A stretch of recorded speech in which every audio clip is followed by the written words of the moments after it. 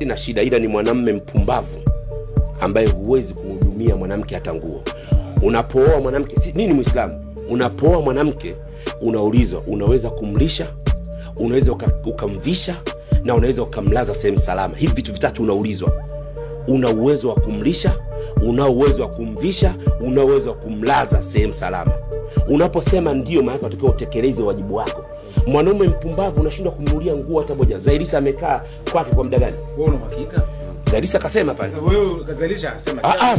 Sasa si mwanamke kasema. Sasa mwanamke kama kasema, yeye atuonyeshe nguo alomnunulia, kwa sababu mwanamke kaeka wazi, kataja nguo alizokuwa anavaa, na kweli kazitaja mpaka kampuni nguo zilikuwa zinamvalisha, kuwa alikuwa anapewa bure, kazi yake kuwa tag na kuwa mention. Maana wale wanafanya biashara. Yeye hajawahi kugaramia nguo hata moja. Alafu alipokuwa ngoja kabisa, huyo mzungu alipokuwa mpumbavu, anamshika hivi, anaingia kwenye hafla kubwa, kwenye harusi kama ya Hamisa, alimshika mkononi, kumbe nguo hajagaramia yeye. Ni mwanamume mjinga anayefanya kitu kama hicho. Ni kosa kisheria.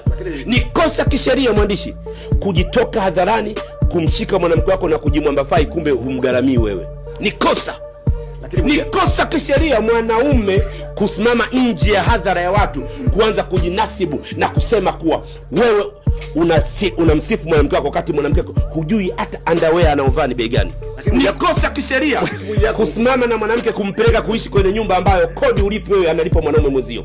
Mwanaume gani? Ni kosa kisheria. Ni kosa kisheria mwanamke kutoka kutafuta endorsement za nguo ili aweze kujistiri. Sheria gani inayosema hivi?